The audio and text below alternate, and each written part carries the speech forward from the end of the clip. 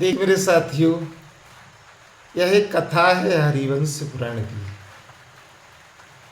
और मेरा कथा करने का उद्देश्य ये नहीं कि मुझे व्यास बनना है। मुझे व्यास नहीं बनना, मुझे हित को बताने का मेरा कर्तव्य बनता है। जो हरिवंश पुराण में लिखा है, मैं उसी को पढ़ते हुए आपको समर्पित करता हूँ। और आप बड़े ध्यान पूर्वक सुने। और हमारा हरिवंश पुराण हो, कोई भी हो, जो भी एपिसोड हो, उसके लिए पूरा जरूर सुने। ये मेरा हाथ जोड़कर निवेदन है। तो इस हरिवंश पुराण के माध्यम से पृष्ठ क्रमांक 601 और 89वां अध्याय के माध्यम से एक कथा को हम वर्णन कर रहे हैं। तो श्री बलराम और श्री कृष्ण आदि यादवों की जलक्रीड़ा एवं गाना आदि का वर्णन हम आपको सुना रहे हैं। तो वैशंपायन जी कहते हैं कि जन्मेजय बलराम जी अपने अंगों में चंदन से चर्चित थे और मधु पीकर वे बड़े मनोहर लग रहे थे। अब आप यहाँ मधु का शब्द आया है, तो ऐसा ना हो कि इसके लिए आप दूसरे एंगल से देखने लगे। तो ऐसा नहीं है। मधु बात अलग है और मधुशाला यानी बारूणी बात अलग है।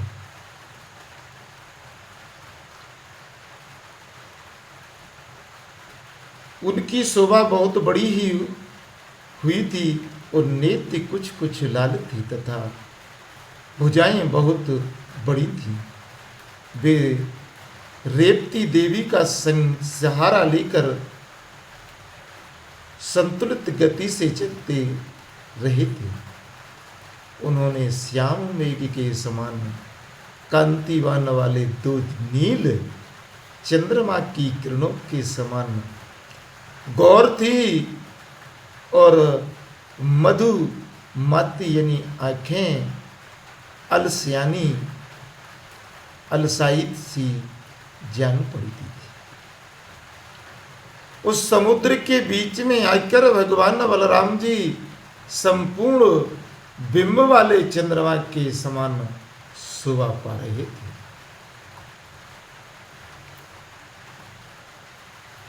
तो उनके एकमात्र वायु कान में निर्मल कुंड की शोभा फैल रही थी।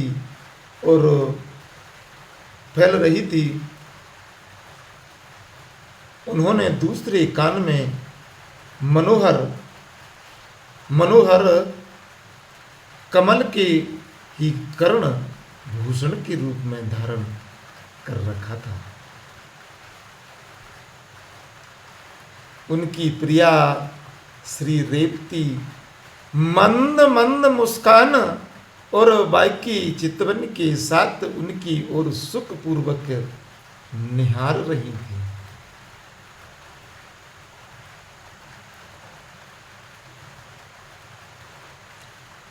और उनकी प्रिया श्री रेवती मुस्कान और बाकी चिंतन के साथ उनके ऊपर सुरपूर्वक निहार रही थी तथा बलराम जी उनके साथ आनंद मग्न हो रहे थे। तदंतर कंस और निकुंभ के शत्रु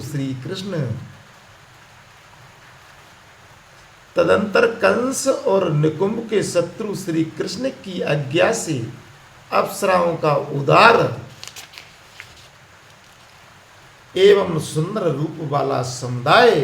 स्वर्ग के समान समृद्धिशाली समुद्र में रेवती का दर्शन करने के लिए प्रसन्नता पूर्वक उनके पास आया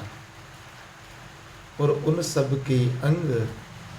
छड़ी के समान पतले और मनोहर उन समस्त सुंदरियों ने उन रेवती की देवी और बलराम जी की नमस्कार करके बाज के लय पर उन सबके अंग छड़ी के समान और पतले और मनोहर थे। वो उन समस्त सुंदरियों ने उन रेवती देवी और बलराम जी को नमस्कार करके बाजे के लय पर नाचना आरंभ किया और दूसरी अप्सराएं उन्हें सब ओर से घेर कर उत्तम रीत से गीत गाने लगे। देखिए मेरे साथियों, का बड़ी विचित्र है, मुझे लौट के पढ़ना पड़ रहा है जब मेरी कथा समझ में आ रही कुछ, और आप इसको बड़ी गौर से सुने और ध्यान से सुने। कथा में बहुत बड़ा सार छुपा हुआ है। तो जब वे गाने लगी तो अप्सराएं बलराम और श्री रेवत राजकुमारी रेवती की आज्ञा से अभिनय पूर्वक ऐसा खेलने लगी जो उन यादवों की प्रिय, सार्थक, मनोहर और अनुकूल प्रतीत हो। और अपने अंगों में मंगलमय सूचक श्रृंगार धारण करने वाली वे सुंदरी अप्सराएं उस देश की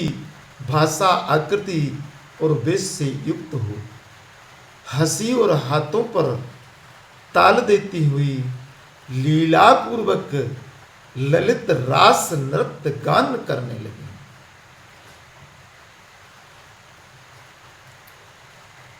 और वीर उस रास में श्री कृष्ण और बलराम को आनंद देने वाली उनकी मंगलमयी लीलाओं का संकीर्तन करती ही कंस और प्रलंब आदि के वध का रमणीय प्रसंग, रंगशाल में चांडूर आदि का घात, जिसके कारण यशोदा ने जनार्दन का दामोदर नाम और यश फैलाया, वह उलूक लंबंधन की लीला, अरिष्टासुर और धेनुकासुर का वध, ब्रज में निवास, पूतना का वध और यमला अर्जुन भंग और भेड़िए की सृष्टि, वृत्तासुर का वध और यमुना के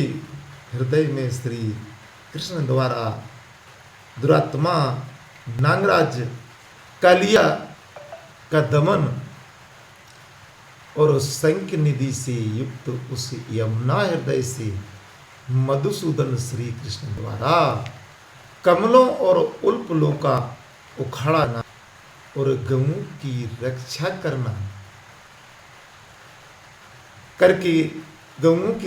करके ने के लिए जनार्दन श्री कृष्ण द्वारा गोवर्धन धारण और सुगंध युक्त अनलोपन पीसने वाली कुब्जत्व का उनके द्वारा निवारण आदि लीला प्रसंग जैसे जैसे हुए थे, उन सब का ये अप्सराएं गान करने लगी। जो जो भगवान ने लीलाएं की थी, उन्हीं लीलाओं के प्रसंग से वो अप्सराएं गान कर लगी, नृत्य करने लगी।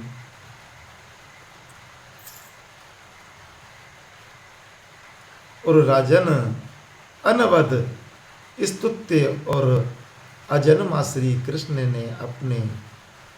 अवाम और विराट स्वरूप को भी जिस प्रकार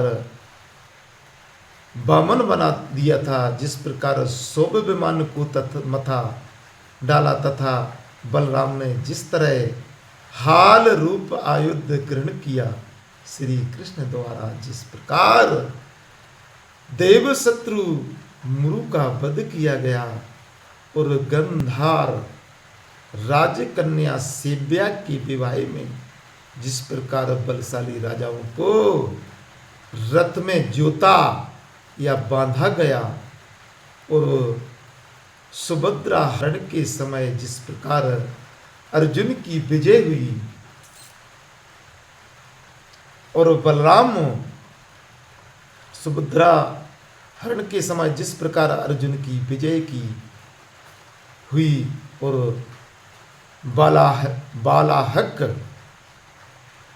बालाहक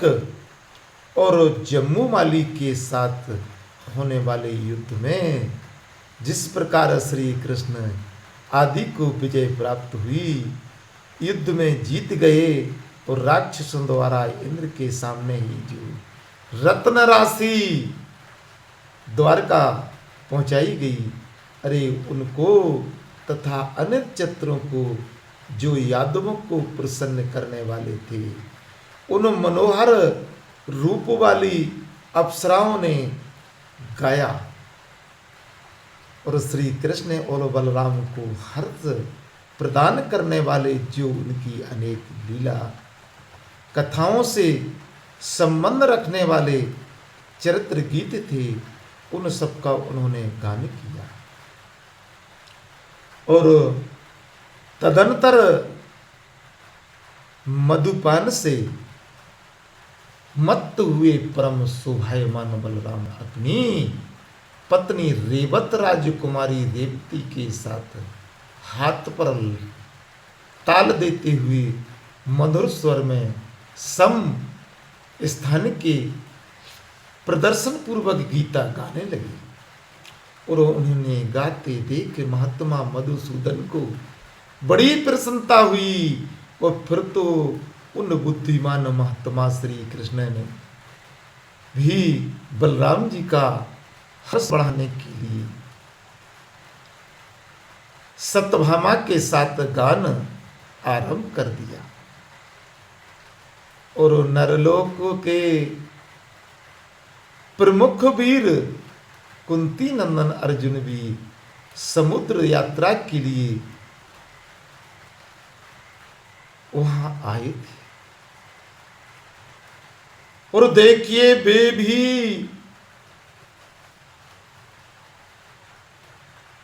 आनंद में मग्न होकर श्री कृष्ण और सुंदराणी सुभद्रा के साथ गीत आलापने लगे। अर्जुन भी और नरेश्वर फिर तो बुद्धिमान गद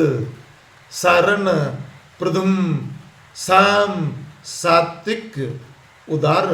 पराक्रमी सत्यभामा कुमार भानु और अत्यंत मनोहर रूप वाले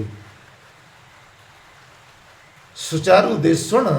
बलराम जी के पुत्र दोनों वीर कुमार निसठ और अल्पमुख जो अत्यंत वीर थे गाने लगे और श्री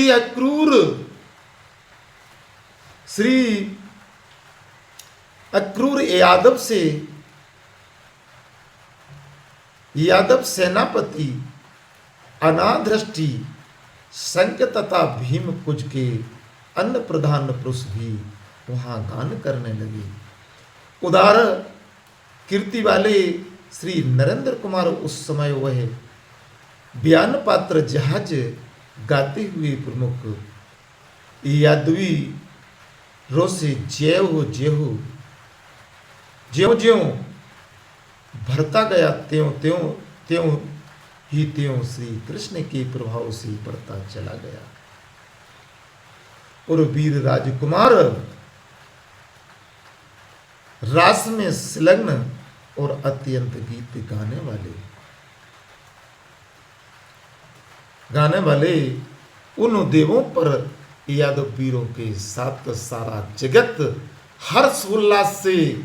मग्न परिपूर्ण हो गया और सबके ताप शांत हो गए। और इस कथा को हम यहीं विराम देते हैं क्योंकि 15 मिनट से ज्यादा का एपिसोड लोड नहीं होता और अगले एपिसोड में इसको जरूर सुन लेना।